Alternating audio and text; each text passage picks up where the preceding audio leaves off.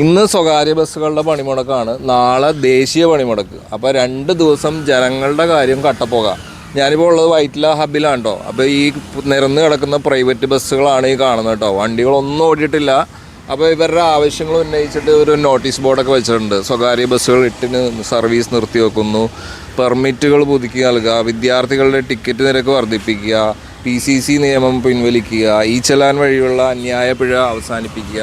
അപ്പോൾ അങ്ങനെയുള്ള കുറേ ആവശ്യങ്ങൾ പറഞ്ഞിട്ടാണ് ഇവർ സമരം നടത്തുന്നത്. അപ്പോൾ ഇതെല്ലാം പരിഹരിച്ച് ഇതിൽ ജനങ്ങളാണ് ഇതിൽ ബലിയാടാവുന്നത്. അപ്പോൾ ഇതിന് എത്രയും പെട്ടെന്ന് പരിഹാരം കാണുക എന്നുള്ളതാണ് ഇതിൻ്റെ ഒരു സൊല്യൂഷൻ എന്ന് പറയുന്നത്. അപ്പോൾ ഗവൺമെൻറ് ഉത്തരവാദപ്പെട്ട് ഇതിനുള്ള കാര്യങ്ങൾ എത്രയും പെട്ടെന്ന് ചെയ്യുക എന്നുള്ളതാണ് ജനങ്ങളുടെ ആവശ്യം.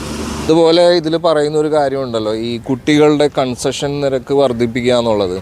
ഇപ്പോൾ ഞാൻ 2001 ബാച്ചിൽ മഹാരാജ് കോളേജിൽ പഠിച്ചതാണ്. അന്ന് ഞാൻ ഓർക്കുന്നു 25 പൈസ 50 പൈസയൊക്കെ ആയിരുന്നു അന്ന് കൺസെഷൻ. അപ്പോൾ ആ ഒരു ആനുകൂല്യമൊക്കെ കിട്ടിയിട്ട് തന്നെ ഉണ്ടോ ഞാനും പഠിച്ചു വളർന്നതൊക്കെ. ഇപ്പോൾ അതിൻ്റെ 3 രൂപയാണ് അതിൻ്റെ നിരക്കെന്നാണ് ഞാൻ ചോദിച്ചപ്പോൾ അറിയാൻ കഴിഞ്ഞത്. ചില അല്ലെങ്കിൽ 5 രൂപ, അപ്പോൾ ചിലർ 10 രൂപ വാങ്ങിക്കും, അങ്ങനെയെന്നുള്ളതാണ്. അപ്പോൾ നമുക്കറിയാം സാധനങ്ങളുടെ ഇപ്പോൾ പെട്രോളിൻ്റെ വില, വെളിച്ചെണ്ണയുടെ രൂപ 400 രൂപ വരെ കടന്ന്. അത്രയും ചിലവിലും ഇവരെന്ന് പറഞ്ഞാൽ ദിവസക്കൂലിക്കാരാണ് ഇവർ. അപ്പോൾ ഇവരുടെയും പറഞ്ഞ പോലെ ചിലവുകളും ഈ വണ്ടിയോട്ടം കഴിഞ്ഞിട്ട് തുച്ഛമായൊരു തുക എന്നുള്ളതാണ് ഇവർക്കും കിട്ടുന്നുള്ളൂ. അപ്പോൾ അവരുടെയും പല ആവശ്യങ്ങളും ഉണ്ട്. നമ്മൾ ഓരോരുത്തരും ഇപ്പോൾ കുട്ടികളെയൊക്കെ ഈ ബസ്സിലാക്കുന്നത് എനിക്ക് തോന്നുന്ന ഒരു കുട്ടിക്ക് 1200 രൂപയൊക്കെ അതിന് മേളിലൊക്കെ ഫീസ് കൊടുത്തിട്ടൊക്കെയാണ് നമ്മൾ കുട്ടികളെയൊക്കെ ഇപ്പോൾ സ്കൂളിൽ പറഞ്ഞിടുന്നത്.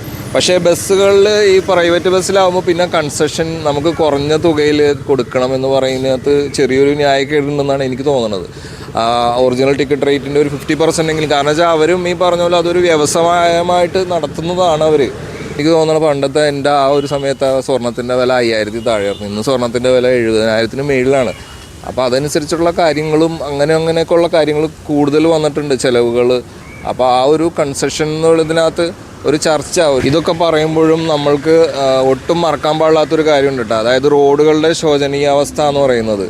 റോഡുകളുടെ അവസ്ഥ നമുക്ക് തന്നെ അറിയാവുന്നതാണല്ലോ. അതായത് ബൈക്കുകാരന് പോലും പോകാൻ പറ്റാത്ത സ്ഥിതിയിലാണ് റോഡുകളുള്ളത്. അപ്പോൾ അത്തരത്തിലുള്ള സൗകര്യങ്ങളൊക്കെ ഈ ബസ്സുകാർക്കൊക്കെ ചെയ്തൊക്കെ കൊടുക്കുന്നതും നല്ലതായിരിക്കും കേട്ടോ. എല്ലാ ജനങ്ങൾക്കും അവകാശപ്പെട്ടതാണ്. ഏറ്റവും ഇമ്പോർട്ടൻ്റ് ഉള്ള കാര്യമാണ് നല്ല റോഡുകൾ എന്ന് പറയുന്നത്.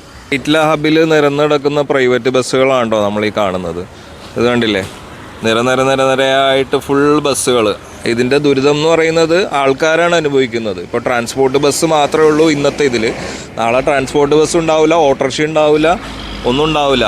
ഇത് ദുരിതം അനുഭവിക്കുന്നത് ഈ പറഞ്ഞ പോലെ സ്ത്രീകളും എല്ലാവരും ജനങ്ങളൊക്കെയാണ് അനുഭവിക്കുന്നത്. അന്നത്തെ കൂലി കിട്ടിയിട്ട് ജീവിക്കേണ്ട കുറേ കൂലിപ്പണിക്കാരുണ്ട്. ഇവരൊക്കെ കുറേ ദുരിതത്തിലാണ്. അപ്പോൾ എത്രയും പെട്ടെന്ന് ഇത് ഗവൺമെൻറ് ഇടപെട്ട് അതിനുള്ളൊരു നല്ലൊരു സൊല്യൂഷൻ കൊടുത്ത് ഇതെല്ലാം ജനങ്ങൾക്ക് ഇവരുടെ ബുദ്ധിമുട്ടുകൾ ഒഴിവാക്കണം എന്നുള്ളതാണ് അഭ്യർത്ഥന.